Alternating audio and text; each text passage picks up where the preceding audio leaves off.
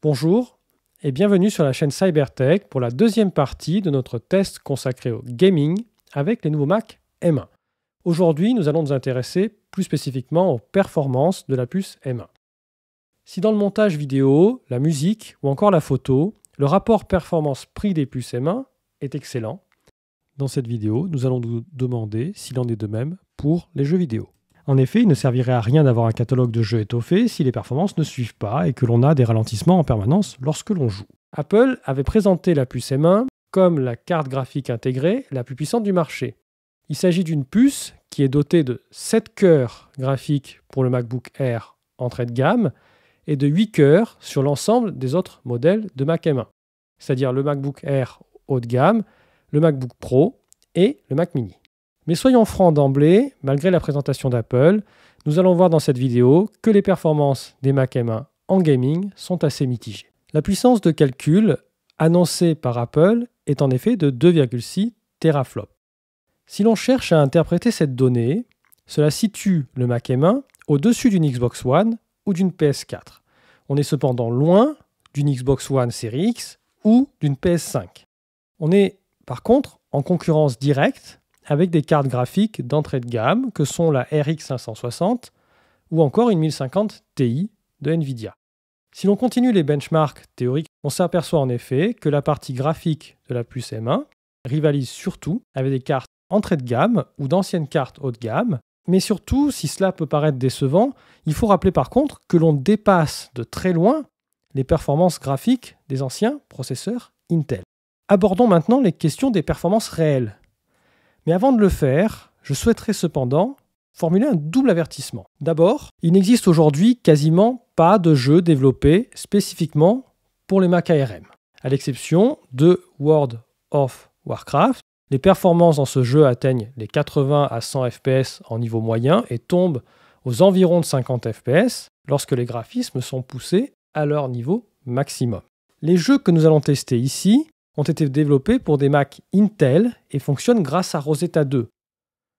Il en résulte donc nécessairement une perte de performance par rapport à ces mêmes jeux s'ils avaient été développés spécifiquement pour les puces ARM. Les jeux qui seront disponibles à l'avenir sous macOS seront développés spécifiquement pour les Mac ARM. On peut donc imaginer qu'il y aura un petit gain de performance. Ensuite, deuxième remarque, nous allons ici comparer les performances des Mac M1 avec des PC sous Windows. Et il ne faut pas oublier qu'au-delà des différences de hardware, les jeux sont moins bien optimisés sous macOS qu'ils ne le sont sous Windows. Et tous ceux qui ont déjà joué via Bootcamp sur un Mac peuvent en témoigner. Il y a donc un avantage concurrentiel pour une configuration Windows à hardware égal par rapport à un jeu Mac. Et on le verra notamment en comparant un même jeu tournant sous macOS avec sa version Windows tournant sous crossover. Et on verra que la version sous crossover est un peu plus performante. Les tests que nous avons réalisés permettent cependant de mesurer le chemin parcouru par rapport aux anciennes générations de Mac Intel, qui étaient dépourvues de cartes graphiques dédiées. Et donc il y avait eux aussi une carte graphique intégrée, la portion graphique du processeur. En effet, sur les anciens Mac Intel, Mac Mini, MacBook Air ou MacBook Pro, on peinait souvent à dépasser les 30 fps dans de nombreux jeux, en niveau de détail moyen ou élevé. C'était notamment le cas sous Tomb Raider Reboot, avec Sleeping Dog ou Borderlands 2.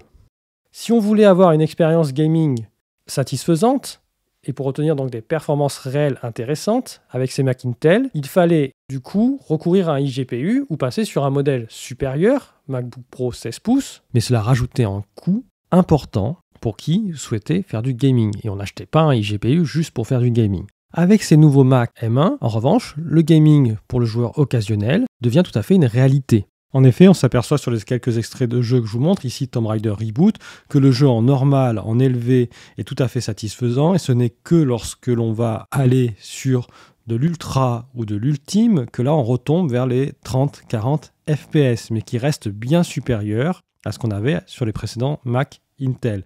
La plupart des jeux peu gourmands en termes de graphisme vont aussi tourner au-dessus des 60 fps, comme Lego Star Wars, dont je vous mets un bref extrait. Pour les jeux plus gourmands, en revanche, là on va faire des benchmarks plus précis.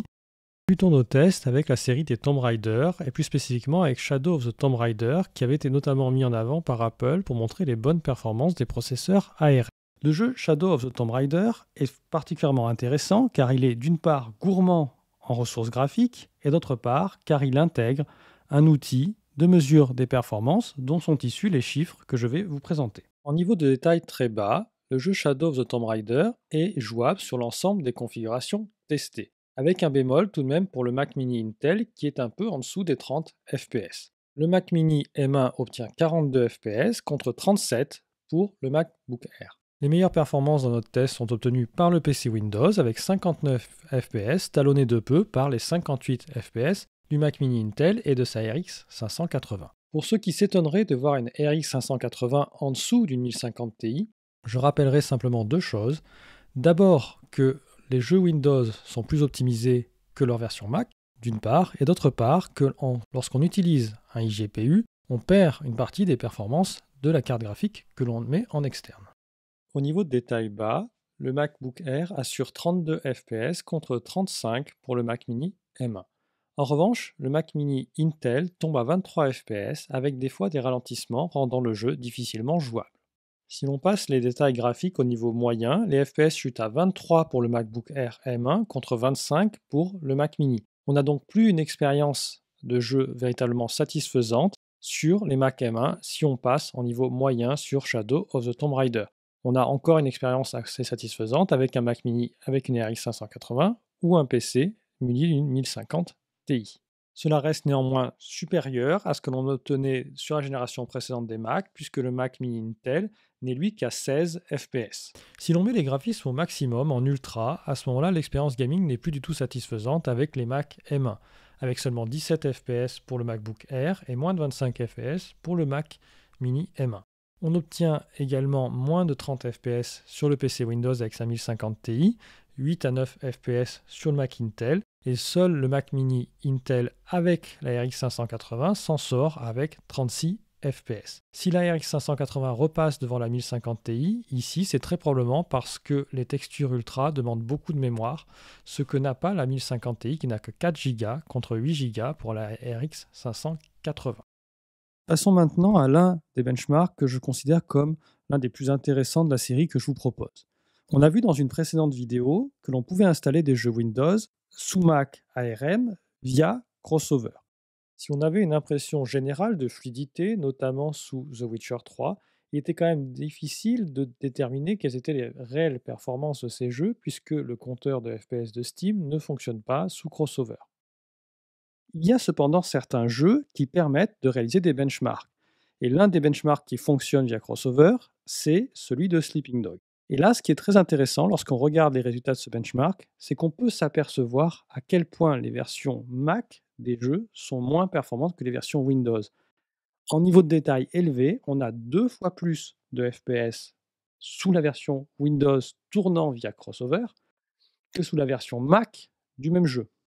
On n'arrive cependant pas non plus aux performances que l'on obtiendrait avec un véritable PC sous Windows.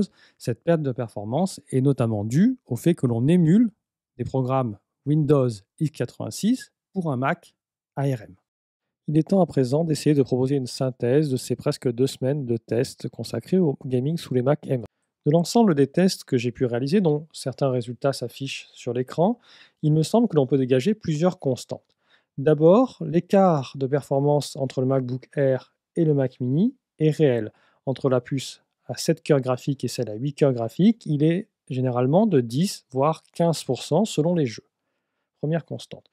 Deuxième constante que l'on remarque, les Mac Intel sans iGPU sont vraiment moins performants que les Mac M1. Donc on a une progression véritablement intéressante d'une génération sur l'autre qui rend le jeu occasionnel possible. Troisième constante, le PC sous Windows, avec sa configuration entrée de gamme, qui a été mon PC de jeu pendant des années, reste plus performant que ne l'est le Mac M1 dans la plupart des jeux.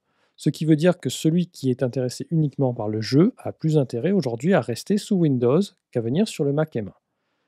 Dernière constante que l'on peut mentionner, dans la plupart des jeux, mais ce n'est pas toujours le cas, le iGPU permet au Mac Intel de repasser devant les Mac M1. Cependant, le rapport qualité-prix est désastreux pour les Mac Intel plus iGPU par rapport à un Mac M1. On ne conseillera donc pas l'achat d'un iGPU, d'autant plus que sur certains jeux, l'optimisation est assez mauvaise. C'est le cas, par exemple, sur Dying Light. Et du coup, le iGPU étant pas très bien géré, les résultats et l'écart n'est pas toujours aussi important que l'écart de prix pourrait le laisser penser. Alors, si les performances des Mac M1 peuvent à certains égards apparaître comme mitigées, comme assez moyennes, il y a un point sur lequel ces performances sont assez exceptionnelles. C'est celui de la consommation énergétique. La consommation des Mac M1 est extrêmement faible par rapport aux performances qu'ils délivrent. Pour donner un ordre d'idée, le Mac mini M1 dans son entier consomme beaucoup moins qu'une seule carte 1050 Ti. 75 watts pour la 1050 Ti contre environ 28 watts pour le Mac M1 mini en entier. Ça a une conséquence qui est non négligeable et qui peut faire des Mac M1 tout de même un choix intéressant pour le gaming. C'est que l'autonomie en gaming avec un Mac M1 est assez importante. On peut quasiment jouer une après-midi entière sur un MacBook Air et c'est ce que j'ai fait notamment en testant Tomb Raider pendant plusieurs heures. Ce qui n'est pas possible avec un ordinateur de gaming ordinaire qui généralement, au bout d'une heure et demie, n'a plus de batterie. C'est assez impressionnant si l'on compare cela avec l'ensemble des PC gaming du marché. Certes, les performances de ces PC gaming seront supérieures, mais leur autonomie est souvent ridicule par rapport aux chiffres que je viens de donner là. C'est un encouragement pour l'avenir, parce que si les performances d'Apple se maintiennent avec une autonomie aussi importante, on pourrait avoir du gaming en mobilité véritablement, ce que l'on n'a pas aujourd'hui à l'heure actuelle. La dernière question que l'on peut se poser et que je n'ai pas eu le temps de beaucoup approfondir est celle de savoir si l'on peut jouer au-delà du 1080p avec des Mac M1. Alors j'ai tenté notamment de tester avec le MacBook Air en prenant les résolutions maximales proposées avec l'écran Retina du MacBook Air. On se doute bien finalement que sur les jeux les plus récents, qui sont très gourmands graphiquement, ce sera difficile. Sur des jeux un peu plus anciens, par contre, on peut éventuellement jouer, notamment sur Tomb Raider Reboot. Sur Rise of Tomb Raider, c'est un peu plus difficile. Mais on peut également jouer, par exemple, avec Borderlands 2. Et certains joueurs ont notamment testé les Sims 4, qui est très peu gourmand et qui tourne avec un 60 fps constant sur la résolution maximale proposée par l'écran Retina sur ce jeu. Donc on a la possibilité, en faisant quelques sacrifices graphiques ou sur des jeux un peu moins gourmands, de jouer au-delà du 1080p, même si je le répète, les puces graphiques des Mac M1 sont plutôt destinées à des jeux en 1080p. Il est temps maintenant de conclure cette vidéo. Vous l'aurez compris, les Mac M1 ne sont pas des ordinateurs destinés au gaming. La partie 3D est encore un peu une faiblesse des puces d'Apple par rapport à la concurrence. Ça devrait s'améliorer dans les prochaines générations. Cependant, le passage aux puces ARM a permis de rendre le gaming occasionnel possible sur un Mac mini, un MacBook Air ou un MacBook Pro 13 pouces, ce qui n'était pas le cas avec les Mac Intel. C'est donc déjà un progrès.